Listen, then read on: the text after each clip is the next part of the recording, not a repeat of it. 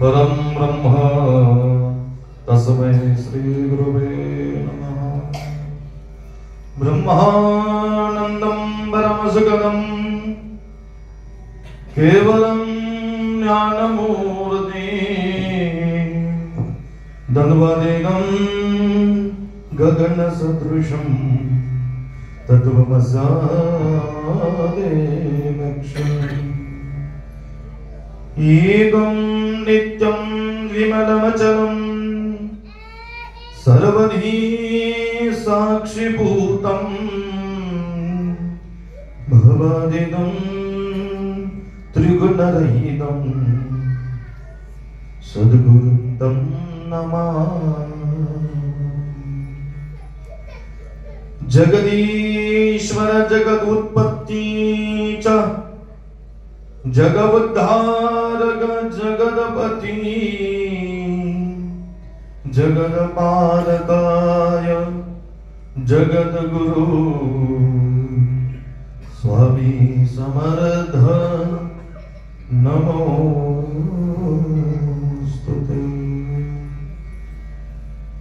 जयांचे केल्या स्मरण होय सकल विद्येंचे अधिकरण तेची बंधू श्री चरण श्री गुरुंचे ते नमस्कार आता सद्गुरु चरण कामधेनु जयाची वासना तया पुरवी सद्गुरु चरण कामधेनु जयाची वासना तया पुरवी आई कृपावंत ज्ञान सागरो तया चरणी माझा नमस्कार। वक्रतुंड महाकाय सूर्यकोटि समप्रभ निर्विघ्नं गुरुदेव शुभकार्येषु सर्वदा सर्वमंगल मांगल्ये शिवे सर्वार्थ साधिके शरण्ये त्र्यंबके गौरी नारायणी नमोस्तुते। महायोगपीठे तटे भीमरथं वरं पुण्डरीकायं दान्तुं मुनीन्द्रं समागततिष्ठन्तमानन्दकन्दं परब्रह्मलिङ्गं भजे पाण्डुरङ्गम्। श्री अनंतकोटि ब्रह्मांड नायक राजाधिराज योगीराज मायबाप सद्गुरु श्री स्वामी समर्थ महाराजांच्या पावन पवित्र चरण कमलावर साष्टांग प्रणिपात। सद्गुरु चरण असे कामधेनु जयाची वासना तया पुरवी ऐसा कृपावंत ज्ञान सागरू तया चरणी माझा नमस्कार। भगवंताच्या दरबारातल्या येणाऱ्या ज्ञानवंताच्या साधकाच्या सद्गुरूंच्या चरणाच्या सेवेकरता घेतलेली आजचे ओवी भाग सुंदर आहे। प्रचंड रहस्य या शब्दांमध्ये दडलेलं आहे। ज्ञान असं असतंय की जेवढं स्वीकारू तेवढं कमी पडत आहे आणि जेवढं ज्ञान आपण स्वीकारू त्या ज्ञानातून तुम्हाला आम्हाला आत्मबोध होतो। असं ज्ञान देणारा या जगाच्या मध्ये भक्त सद्गुरू आहे। काल परवा सद्गुरूंच्या आशीर्वचनाने महाराजांच्या पावन पवित्र कृपाशीर्वादाने आपला अक्कलकोट बालके सोहळा प्रचंड सुंदर. किती सुंदर? प्रचंड सुंदर. एखाद्या गरीबाला 1 कोटीची लॉटरी लागावी तसं ते आपल्यासाठी तेवढा आनंद आहे. आणि हा आनंद इतका आहे की तो आनंद संसारामध्ये मिळणारा आनंद आणि परमार्थात मिळणारा परमानंद. आनंद काही क्षणापर्यंत असतो आणि परमानंद अनंत क्षणापर्यंत असतो. म्हणजे आता बसल्या बसल्या जर विषय काढला अक्कलकोटचा की लोकांना लगेच आपली वारी आठवते. तो परमानंद प्राप्त होत असतो. परमानंद अविनाशी आहे. परमानंद अविनाशी आहे आणि संसाराचा आनंद नाशिवंत आहे. मग बरं काच आहे संसारात मिळणारं सुख काही क्षण बरे. 10,000 रुपयाची साडी बायकोला आणून दिली. आल्या आल्या काय महाराज टन टन टन टन टन उड्या मारल्या. वा वा वा, किती आनंद. काय साडी आणली. वा वा वा, माझ्या नवऱ्याने साडी आणली. वा 10,000ची साडी आणली. वा वा वा, किती मिनिटं? 3 मिनिटं. स्टेटस संपला. नेक्स्ट 10,000ची आणली पण जरा ह्याची किनार जरा थोडी बारीकच आहे, डार्कच आहे, पातळच आहे. झालं सुरू.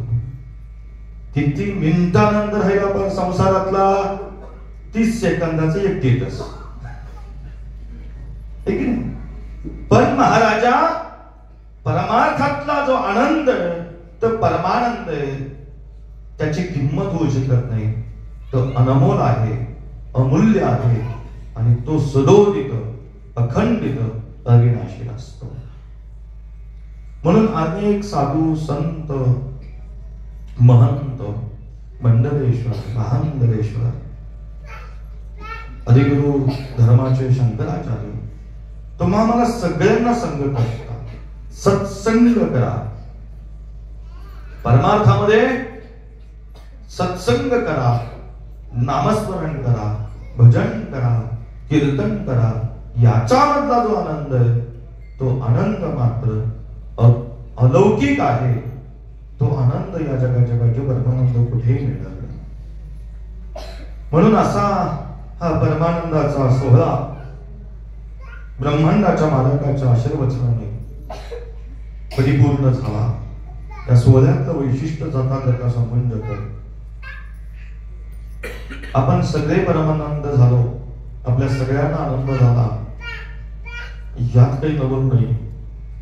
पण देवाला परमानंद होणं यात नवल आहे. कोण देव? ज्यांनी आपल्याला अज्ञानातून ज्ञानाच्या प्रकाशाकडे नेलं. कोण देव? ज्याने आपल्याला ज्या मार्गाने चाललेला मार्ग चुकीचा आहे उत्तम मार्गावर नेऊन सोडलं तो देव. कोण देव? ज्याने आपल्या जीवनातला अंधकार नष्ट करून सुखाचा प्रकाश दिला तो गुरुदेव. या भूलोकामध्ये जर का देवाला उपमा जर का फक्त जर कोणाला दिली असेल तर गुरु महाराजांना देवाची उपमा दिली. बाकी कुणालाही देवाची उपमा नाही. जिवंत माणसाला मृत्यू लोकामध्ये गुरु महाराज सोडले तर कोणालाही देवाची उपमा दिली नाही. आपण संतांना संत देव म्हणत नाही, संतच म्हणतो. एखाद्या कीर्तनकाराला आपण कीर्तनकार म्हणतो, कीर्तनकार देव म्हणत नाही. किंवा एखाद्या महाराजांना आपण महाराज म्हणतो, महाराज देव म्हणत नाही. देव हा एकमेव उपमा या भूलोकामध्ये केवळ आणि केवळ गुरु महाराजांना दिली. म्हणून गुरूंना गुरुदेव असं म्हटलं जातं. आणि हे गुरुदेव भूलोकातले प्रत्यक्ष देवाचा अंश, प्रत्यक्ष देवाचा अवतार. त्या देवाने आम्हाला जगाच्या मालकाचा रथ पाहिला. आणि काय सांगू महाराजाच्या त्यांच्या चेहऱ्यावर आनंद, इतका परमानंद. काय असतंय आपल्या लेकरांनी जर का चांगलं काही केलं ना, बापाची छाती 56 इंच का सीना होता है. कधीच पास न होणार कार्ट 10वीला पास झालं, बापाला आनंद असतो, त्यासाठी काढून चालतंय, हे की नाही? पोराचं कौतिक फक्त बापाला असतंय, आईला असतंय. म्हणून म्हटलं जातं, लेकराचे हितवा हे माऊलीचे चित्त, आईसी कळवळ्याची जाती, करीना भावेन प्रीती. किंवा पुत्र व्हावा आईचा गुंडा, त्याचा तिन्ही लोकीची. मुलाने जर काही कर्तृत्व उत्तम केलं, सुंदर केलं, छान केलं, तर त्याला महाराजा त्याच्या वडिलांना परमानंद प्राप्त होतो. आणि सद्गुरु माय आणि बाप आहेत. सद्गुरु माय आणि बाप आहेत. म्हणून आपण सगळे सद्गुरूंचे लेकर आहोत. आणि या लेकरांनी अवघ्या 4-5 वर्षातला हा सोहळा इबले सेरोपला वेलेद्वारी त्याचा देणू गेला गगनावरे. मोगरा फुलला, मोगरा फुलला, फुले गेचे तासे भरू यासरा. म्हणजे एवढा परमानंद सद्गुरूंच्या चेहऱ्यावर मी माझ्या आयुष्यामध्ये प्रथमच पाहिला.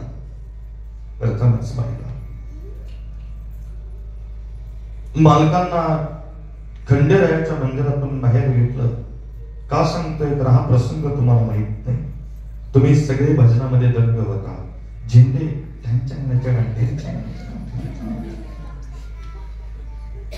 नाचू कीर्तनाचे रंगे ज्ञानते पुनर्वोजली.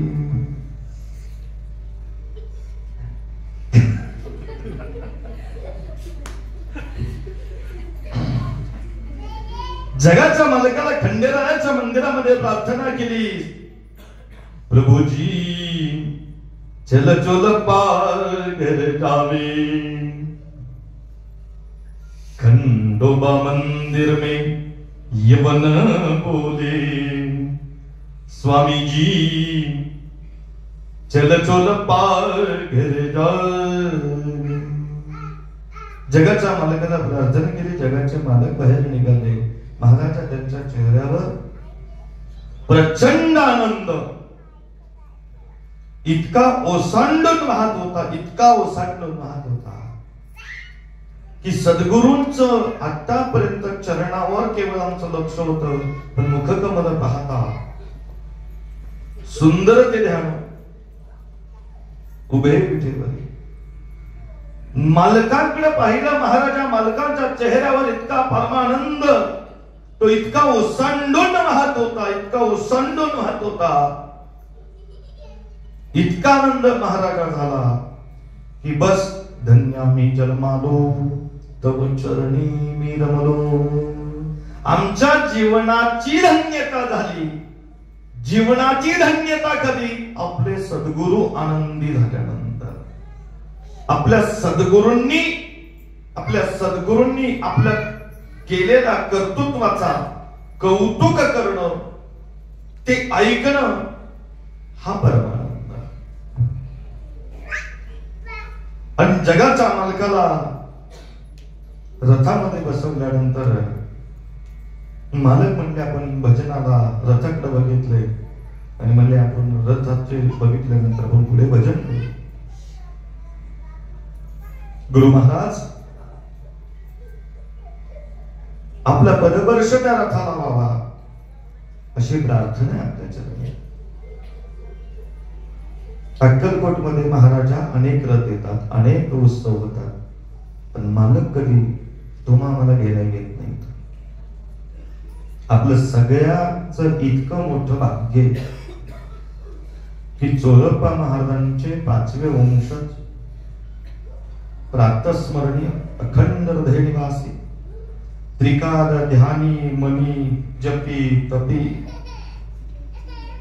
अशा सद्गुरूंनी तुम्हाला घ्यायला गावाच्या वेशीवर यावं, हे भाग्यच म्हणावं लागतं. हे भाग्यच म्हणावं लागतं. महाराजी ज्यावेळेस रथावर आरूढ झाले आणि स्थानापन्न झाले, सोहळ्यात अनेक लोकांनी पाहिलं महाराज किती प्रसन्न व्हावे?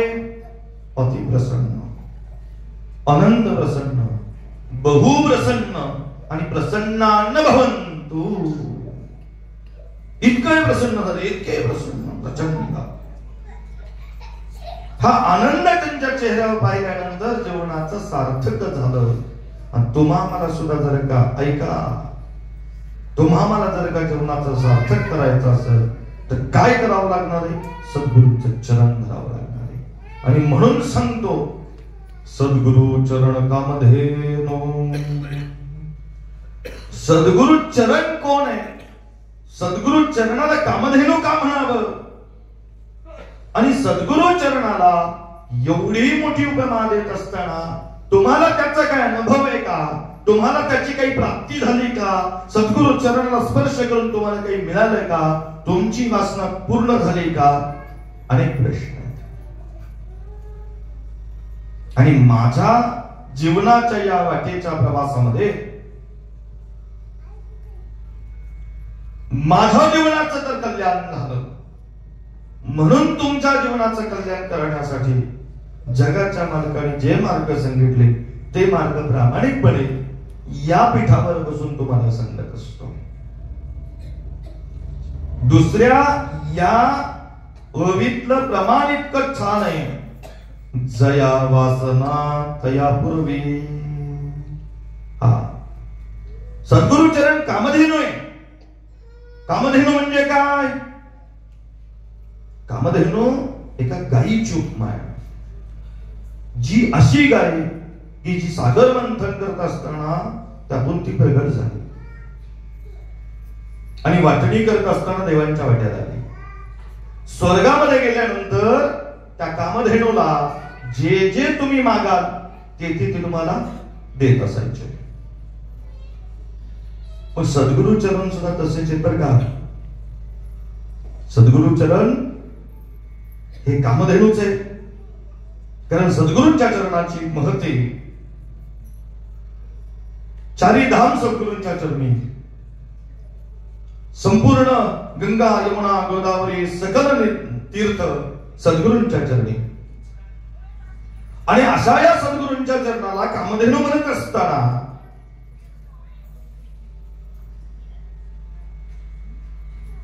ज्याने ज्याने सद्गुरूंच्या चरणावर अनन्य भावे शरण गेला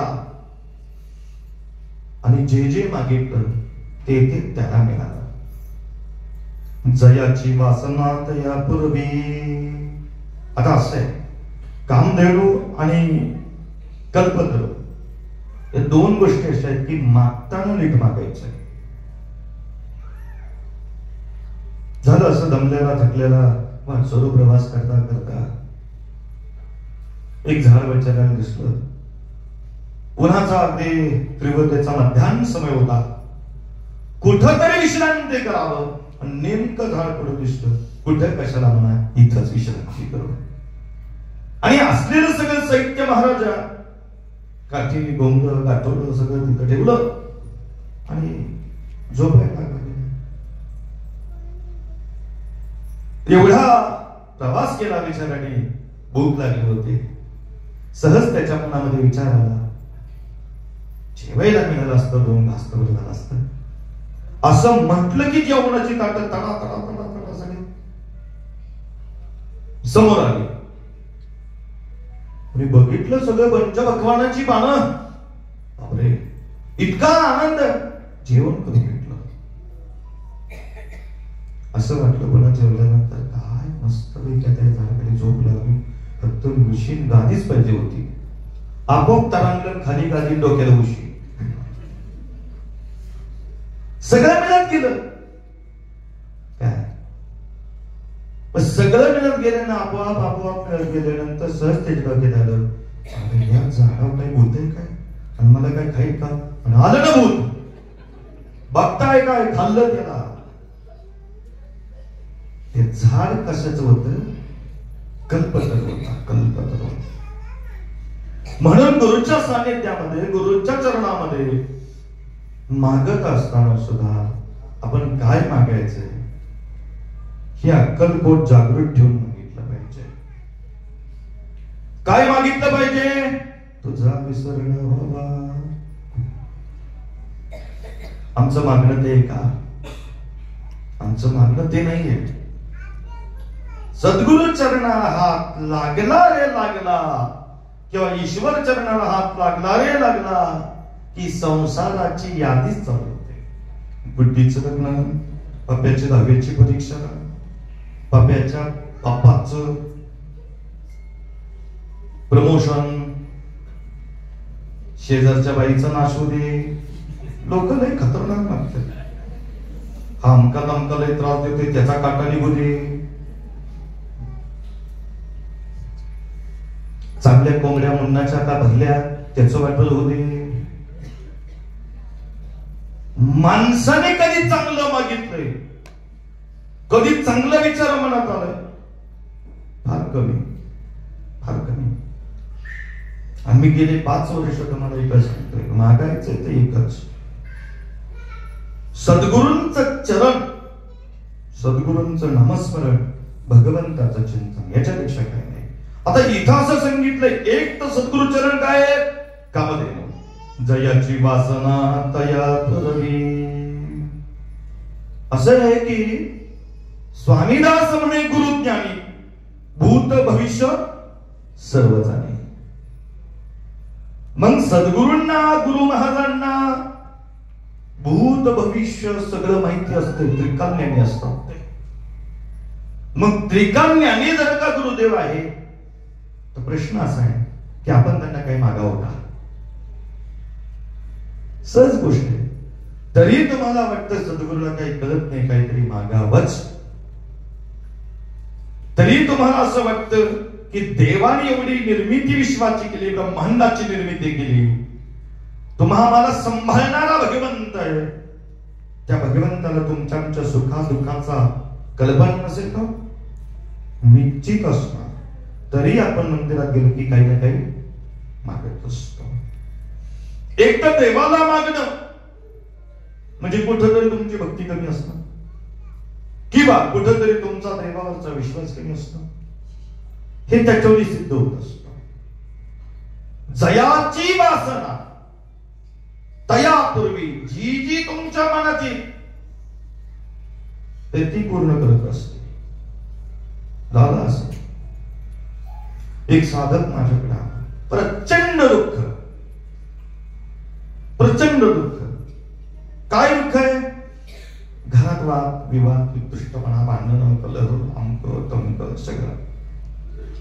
पैसा नाही, कर्ज झालंय, नोकरी नाही, उद्योग नाही, व्यवसाय नाही, लग्न ठरवला, अमक व्हायला, तमक व्हायला. संसारात दुःख थोडेच असतं, पण मानताना त्याला इतकं मानतो की एवढा मोठा डोंगरा इतकं दुःख मानतो. सुख जवा एवढे दुःख डोंगर पर्वताय लगे. ठीक आहे म्हणलं, काय हरकत नाही, त्याची पत्रिका सगळी पाहिजे. नवीन साधक, आणि साधकाला त्याला सांगितलं, एक मंत्र लिहून दिला त्याला, ओम द्राम दत्तात्रयाय नमः, यन यन चिंतयन्ते चार्थम तम तम प्राप्नोति निश्चितम. जे जे तुझ्या मनात येईल ते ते भगवंत तुझं सगळं पूर्ण करू. बरं, त्या साधकाची भावना आणि भाव इतका शुद्ध महाराजा, इतका शुद्ध, तर त्याने आल्या आल्या प्रचंड त्याचं दुःख मांडत असताना ते डोळ्यातलं पाणी सांगत होतं की तू किती सत्य बोलत होता, आणि त्याचा विश्वास किती. मी त्याला सांगितलं, ही सेवा कर, दर गुरुवारी हा मंत्र म्हण, भगवत कृपेने सगळं दुःख नाही होईल, जे जे तुझ्या मनात येते ते इच्छा पूर्ण होईल. महाराजा 11 गुरुवार झाले, इतके प्रामाणिकपणे गेले. तो बरोबर सकाळी पहाटे 3-3:30 ला उठायचा, ब्रह्ममुहूर्तावर स्नान करायचा, पिवळं वस्त्र धारण करायचा, औदुंबराला जायचा, आणि जे अनुष्ठान सांगितले त्या अनुष्ठान अति उत्तम, प्रचंड छान त्या ठिकाणी करत होता.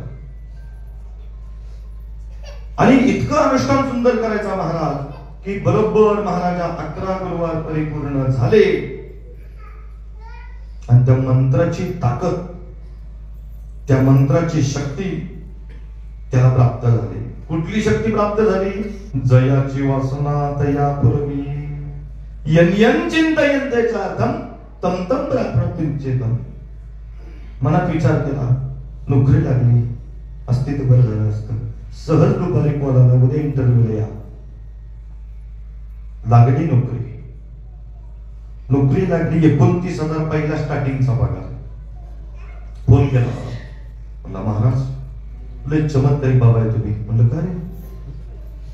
म्हणला बाबा चमत्कार, आपलं काम झालं. चांगले आनंद आहे. म्हटलं काय.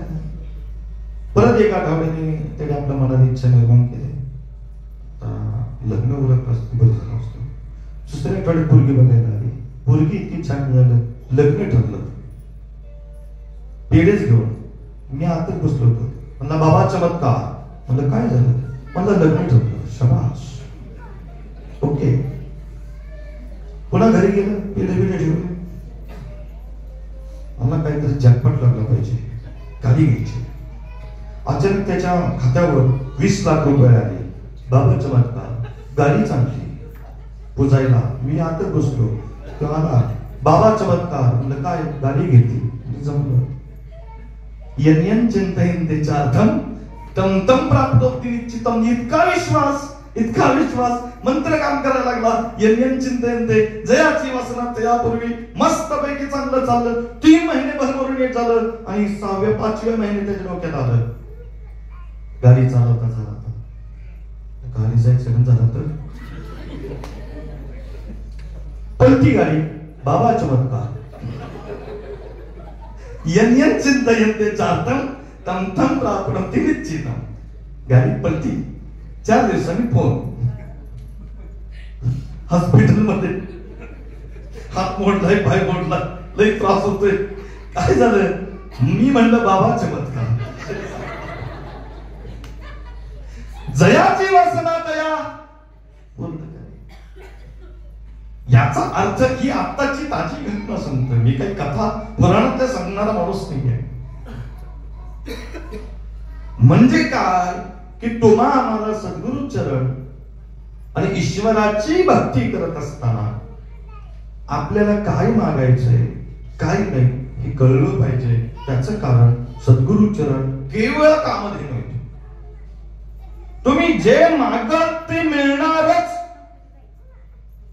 तुम्ही येता येता जरी म्हणलं ना, आज गुरुजी आपल्याला काहीतरी म्हणणार, किती बाबा चमत्कार म्हणणार, तर मग घरून येताना चांगला विचार करून या, त्याने गुरुजीचा आशीर्वाद देते ना, चांगलं होते ना. तुम्ही विचार विपरीत केला, घडणार विपरीत. तुम्ही विचार चांगला केला, घडणार चांगला. सायन्स सांगतं, ह्युमन सायकोलॉजी.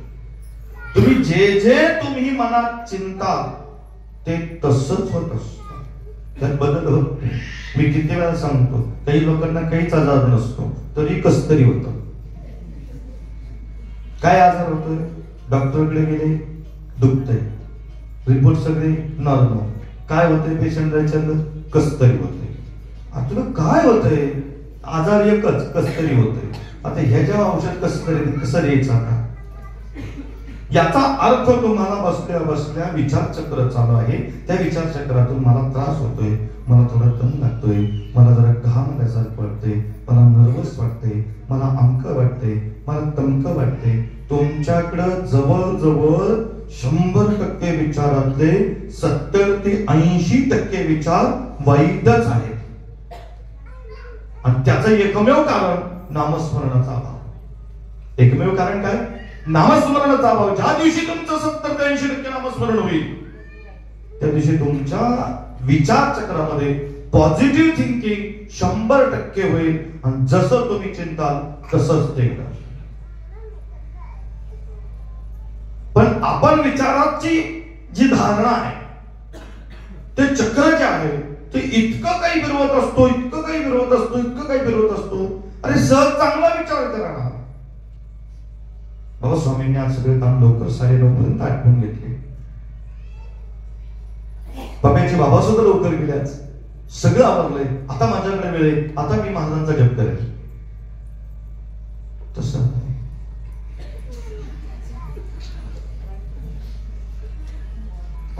काढून बघा.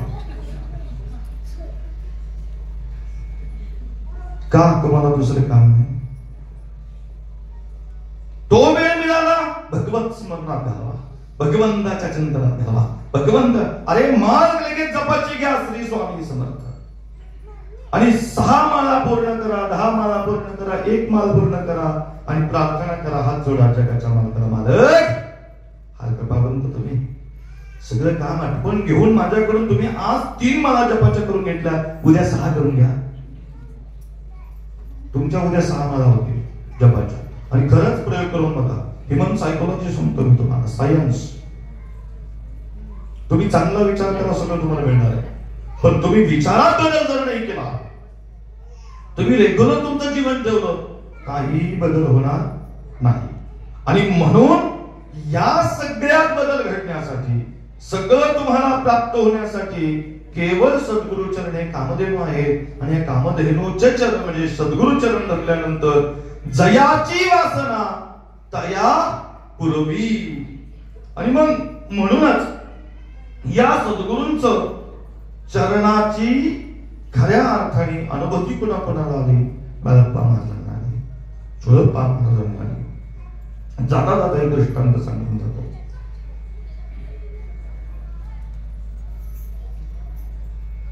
ज्यावेळेस अक्कलकोटमध्ये स्वामी महाराज आले आणि स्वामी महाराज आल्यानंतर चोळप्पा महाराजांच्या घरामध्ये त्यांनी वास्तव्य करायला आरंभ केला. राधाबाई हा कोण संन्यासी, कशा करता आला, आमचं घर वाटवलं वगैरे वगैरे सगळं काही ते झालं. आणि महाराज तिथून निघून गेले. महाराजांचा स्वभाव महाराजा इतका आवल्या होता, एका क्षणामध्ये स्थिर असलेले भगवंत दुसऱ्या क्षणामध्ये चंचल होत होते. एका क्षणामध्ये आनंदी असणारे परमात्मा भगवंत दुसऱ्या क्षणात क्रोधित होत होते. एका क्षणात भगवंत स्वामी देव तुम्हाला उपदेश ज्ञानामृत बोधापूत करत असताना दुसऱ्या क्षणामध्ये ते प्रवचन सोडून निघून जात असे. महाराजांना कळणं किंवा महाराजांना समजून घेणं त्या काळात, त्या समयाला त्यांच्या जवळ असणाऱ्या साधकांना महाराज कळले नाही. तुम्हा आम्हाला कसे कळतील? 150 वर्ष झाली स्वामींच्या समाधीला. 150 महाराजांच्या सानिध्यात असलेले हे सगळे संत मंडळी, पण यांना महाराज कळायचे म्हणजे नको व्हायचं. कारण महाराजांचं बोलणं इतकं गूढ, इतकं रहस्यमय आणि इतकं प्रचंड आत्मबोध करणार होतं, जगाचा उद्धार करणार त्यांचा एक एक शब्द होता. आणि त्याच्यासाठी मात्र साधना करणारे साधक तितके पराकोटीचे पाहिजे, तितकं ज्ञान त्यांच्याकडे पाहिजे. आणि ते ज्ञान केवळ सद्गुरु देणार होते. ऐसा ज्ञानसागरो. आणि ज्ञानसागर स्वामी महाराज ज्यावेळेस चोळप्पा महाराजांचा वाडा सोडला, महाराज अगदी चंचल वेगाने धावत पळत सुटले आणि त्याच्या मागे चोळप्पा महाराज पळत सुटले. महाराज ज्यावेळेस चालायचे त्यावेळेस लोक त्यांच्या मागे पळत होते. तुमच्या आमच्या 4 डांगा, त्यावेळेस महाराजांची 1 डांग. तुमच्या आमच्या 4, त्यावेळेस महाराजांची 1. न विचार करा, ते चालायला लागले तर आपल्याला पळायला लागत होतं, ती पळायला लागल्याने आपल्याला मरायच लागत. सोपं आहे का? उगा येण्या तुम्ही म्हणाल मी BMW ला गाडीला पकडून दाखवेल, तो झोप आपला घरी जाऊन, काय टेन्शन करू नको. तसं होतं का? नाही. पण निश्चय आणि ध्येय काही झालं तरी सद्गुरुचरण सोडणार नाही. काही झालं तरी सद्गुरुचरण सोडणार नाही. निघाले महाराज. महाराज पुढे धावत निघाले की चोळप्पा महाराज बघत अनेक काट्यातून, अनेक खडतर रस्त्यातून प्रचंड. आणि महाराज एकदा अक्कलकोटातून बाहेर पडले की डोंगर दऱ्यात जायचे. महाराजांना सगळ्यात आवडायचं निवांत असतात.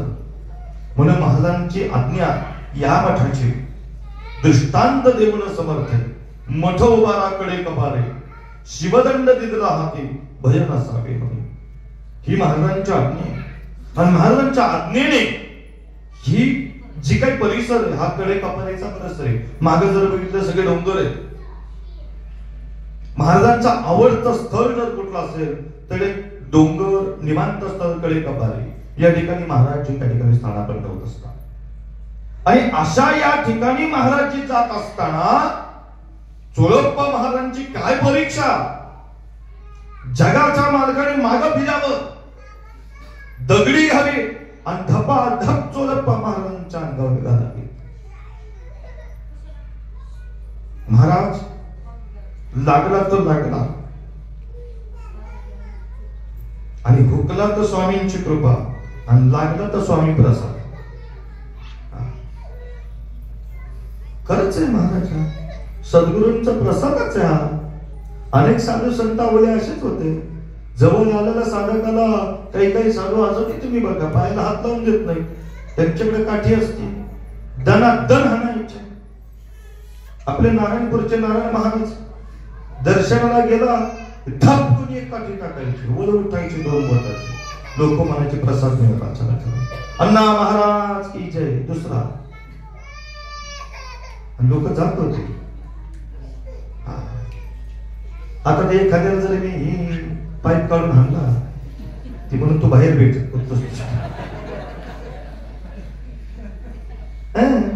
डोक्यावर.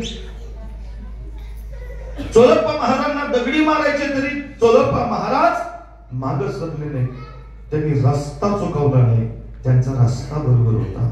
अनेक दगडी होती, पायाला काटे लागले, पायातून रक्त येते, मिळालेला काही दगडांचा प्रसाद अंगावर पडल्यानंतर काही जखमा झाल्या तरीही चोळप्पा महाराजांनी सद्गुरु चरण सोडलं नाही.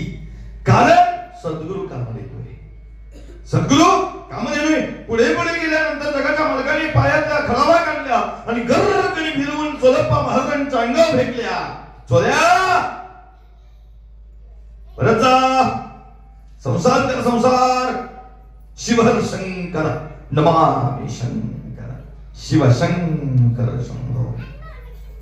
आणि मालकाने पुन्हा चालवलं आणि पुन्हा मालकांच्या माग चोळप्पा महाराजांनी धावत चालवलं.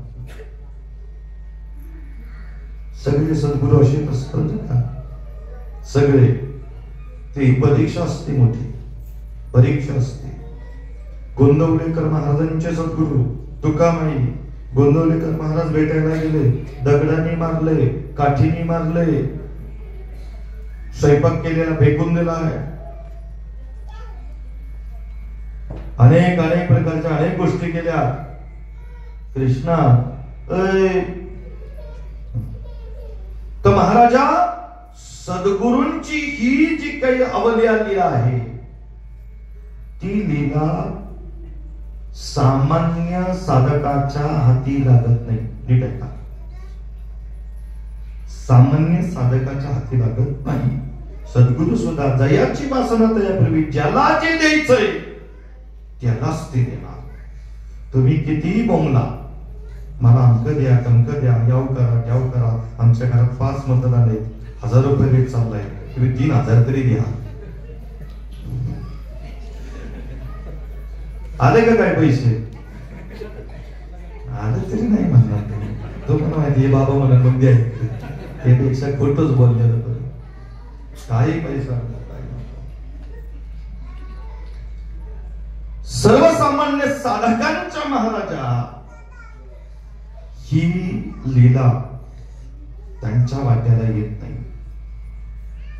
हजारो लाखो शिष्यातून साधकातून एखादा साधक असा असतो, एखादा की त्या साधकाची तशी परीक्षा घेतली जाते. काय परीक्षा होती हे माहित नाही. या सद्गुरूने आतापर्यंत सगळे सद्गुरू चरण चरित्र वाचल्यानंतर एका सुद्धा सद्गुरूंनी कुठल्याही साधकाला सहज जवळ केलाय, सहज जवळ केलाय आणि त्याची कोणती परीक्षा न घेता त्याला काही दिले असं कधी होतच नाही. आणि तुम्ही आम्ही सगळे सहज साधक आहे. यायचं, दर्शन करायचं, पाया पडायचं, घालीन लोटांनी वंदिनाचं, पुन्हा दुसऱ्या क्रम तोच. बदल आहे का? काय नाही, बदल होणारच नाही. कारण बदल कोणाच्यात होतो आणि सद्गुरू बदल कोणाकडून करून घेतात ते ठरलेलं आहे. जयाची वासना त्यापूर्वी जर हजारो लाखो शिष्यातून एखादा साधक जर का त्या परीक्षेला तयार जर झाला तर त्याची परीक्षा होती. तशी परीक्षा घेतली भगवंत. आणि आता असं झालं, साधकांच्या परीक्षा घ्यायला साधक बी त्या तोडीचा राहिला नाही आणि परीक्षा घेणारे सद्गुरू सुद्धा त्या तोडीचे राहिले नाहीत. मी काय तुम्हाला बोलतोय असं की मी आहे तुमच्या बरोबर, काळजी करू नका. पण दोन्ही जोडीला आले की माणसाला बरं वाटते. हा आता बरं वाटलं. पण कधीतरी महाराजा, कधीतरी आम्हालाही वाटतं की सद्गुरूंनी आम्हाला त्या लीलया साधनेसाठी तयार करावं आणि ते तयार करण्यासाठी आम्ही तयार आहोत अशी भावना मनामध्ये पाहिजे. स्वामी सुतांना सांगितलं, संसार लुटवून टाक. मुंबईला गेलं, घरात गेले बायकोचं कुंकू पुसलं. 150 तोळ सोनं तिच्या अंगावर होतं, घातलं गेलं. 150 तोळ सोनं ब्राह्मणांना बोलवलं आणि वाटून टाकलं. स्वतःच्या बायकोच्या अंगावर पांढरं वस्त्र टाकलं. आम्ही जातो, तुम्ही कृपा असू द्यावी. ह्याची अभा करणे काम, स्वामी नाम बीज वाढवावे. आणि भगवंताची आज्ञा पाळली आणि महाराजा स्वतः भगवंताचा धर्म स्वीकारला. भगवंताची आज्ञा पाळून परिणाम काय? सद्गुरूंचा पुत्र झाला. स्वामी सूत म्हणून स्वामी समर्थ महाराजांचे चिरंजीव मुलगा म्हणून त्यांच्याकडे पाहिलं जातं. आम्हा संसारातले तुम्ही म्हणावं, महाराज तुम्ही असले काही सांगत नाही, तुम्हाला काही काम नाही, तुम्ही उगा आपलं ते वैराग्य ते संसार सोडायला आमकन तमकन चांगलं सांगा जरा. बुड्डी बंट्या, पप्याचा बाप, बुड्डीचा बाप, व्हॉट्सअप, फेसबुक असं काहीतरी सांगा. बाहेर बघा, सगळ्यात नाही. त्याचं कारण सांगतो. आपण ज्यांच्या दरबारात सेवेला येतो ना, त्या मालकाने आपली इतकी परीक्षा घेतली पाहिजे, प्रचंड परीक्षा घेतली पाहिजे, प्रचंड. कंठावर प्राण, कंठात आला पाहिजे, कंठात प्राण आला पाहिजे, तरी स्वामी नाम नाही सोडलं पाहिजे, तरी स्वामी नाम नाही सोडलं पाहिजे. इतकं महाराजा, इतकं महाराजा, इतकं महाराजा जगाच्या मालकाच्या चरणाची भक्ती करा. तो कृपावंत कनवाळवे, तो स्वतः भगवंताचे चरण कामात येईल. कारण तुम्ही एक जर सद्गुरू स्वामी महाराजांचा जर का प्रतिमा जर पाहिली तर विश्वरूप दर्शन बाळप्पा महाराजांना एकादशीच्या दिवशी ज्यावेळेस अक्कलकोट मध्ये स्वामी महाराजांनी दिलं, त्यावेळेस भगवंताच्या पूर्ण विश्वरूप तेजपुंज शरीरामध्ये 33 कोटी देवता त्या ठिकाणी होत्या. 33 कोटी देवतांचं दर्शन बाळप्पा महाराजांना झालं. आपण फक्त सद्गुरूंच्या चरणातल्या काही भागालाच कामधेनू म्हटलंय, सद्गुरूच्या चरणालाच कामधेनू म्हटलंय.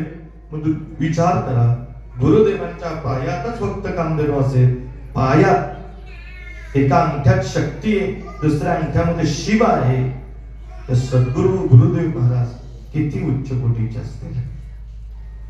काय आपल्याला इकडे तिकडे जायची कुठं गरज आहे का? कुठंच जायची गरज नाही. मग काय करायला लागल? फक्त आणि फक्त स्वामी महाराजांच्या सेवेमध्ये आल्यानंतर आपलं ध्येय, आपलं भक्त जे काही संपूर्ण पंचप्राण आहेत, ते पंचप्राण गुरुच्या चरणाशी समर्पित करण्याचा भाव ठेवा. गुरु आज्ञेत राहा. गुरु आज्ञा ज्यांनी ज्यांनी पाळली त्यांच्या जीवनामध्ये अनंत गुरूंची कृपा झाली. आनंदनाथ महाराज म्हणून वेंगुर्ल्याला अक्कलकोट स्वामी महाराजांचे परानिष्ठा कोटीचे परम भक्त होते. ज्या आनंदनाथ स्वामींना कधी बघितलं तर प्रत्यक्ष स्वामी महाराज दिसतात. सेम, इकडचा तिकडं नाही थोडा. कधी आनंदनाथ स्वामींचं जर का तुम्ही गुगलला जर सर्च केलं तर वेगवेगळं त्यांचं मत आहे. आता त्यांची समाधी आता नाही, ते त्या काळातलं सांगतो. पण जर त्यांचे काही चित्र पाहिले तर तुम्ही त्यांना प्रत्यक्ष स्वामी समर्थ मानता. काहीच बदल नाही, काहीच बदल नाही. ते सांगतात ते त्यांच्या चरित्रामध्ये लिहितात की जो कोणी गुरु आज्ञेचं पालन करेल त्याचा आज्ञाचक्राचा भेद होऊन नागसहस्र बलिचक्र जागृत होऊन सप्तकुंडली जागृत होते. कशाने? फक्त गुरूंच्या आज्ञेचं पालन केल्यानंतर. काही करू नका, काहीच करू नका, फक्त काय करा? गुरु आज्ञेचं पालन करा, सद्गुरूंचं ध्यान करा, सद्गुरूंचं नामस्मरण करा, सद्गुरूंचं चरण धरा. ते चरणामध्ये तुम्हाला सगळं आहे. म्हणून सद्गुरु चरण कामधेनु जयाची वासना तया पूर्वी ऐसा कृपावंत ज्ञानसागरू तया चरणी माझा नमस्कार. माझा नमस्कार कुठं असावा, नमस्कार सुद्धा कुठं करावा, यालाही थोडस म्हणजे प्रमाण सांगितले.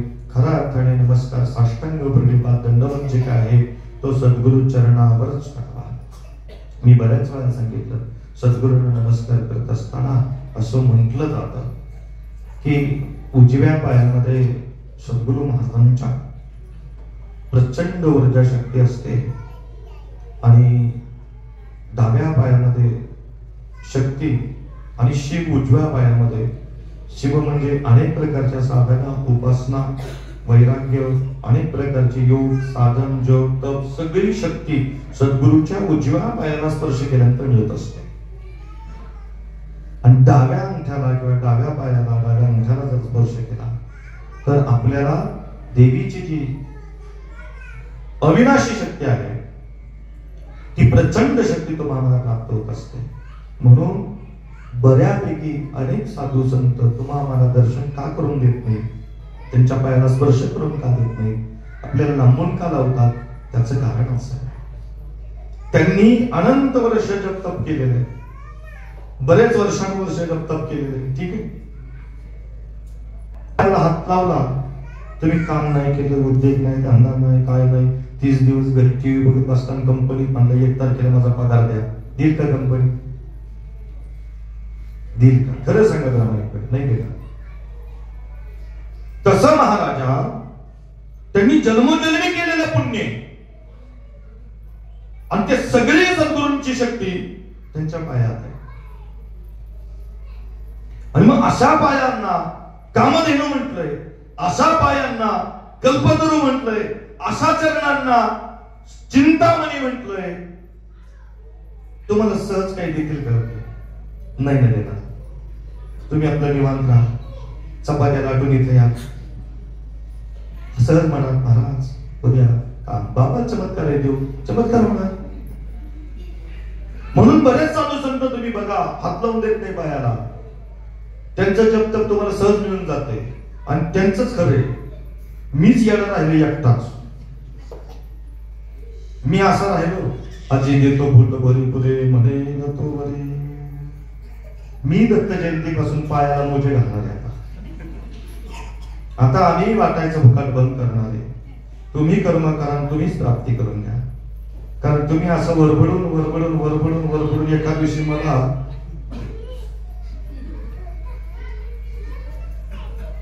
सहज मिळालं की किंमत राहत नाही. खरंच आहे ते, सहज मिळालं की किंमत राहत नाही. आणि काही लोकांना त्या पाया पडायचं लयच कटाळा, नवी स्टाईल निघाली आता पाया पडायची. पहिली अशी होती, नंतर अशी आली, नंतर असं आली, आणि आता असंच करतात. हे असलं काय नवीन नेते मंडळी. परवा दिवशी एक नेता आला मला पाया पडायला, ते असंच केलं, घाबरलो नाही बघा, हाणतंय काय म्हणतो काय.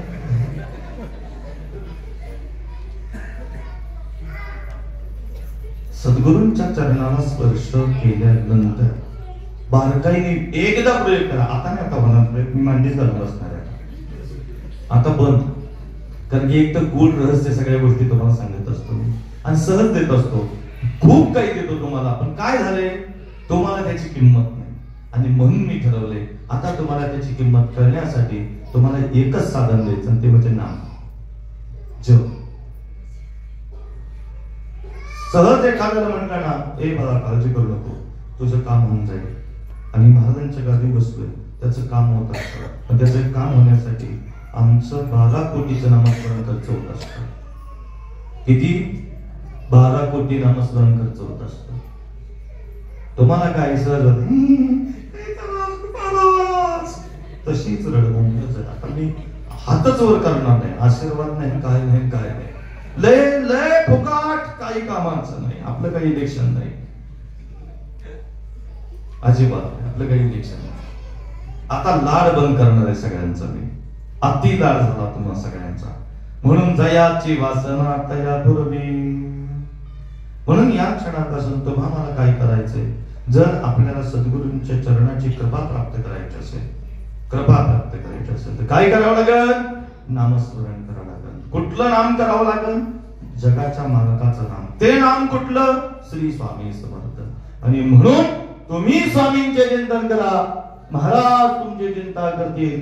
अवधूत चिंतन श्री गुरुदेव सद्गुरु श्री स्वामी समर्थ महाराज की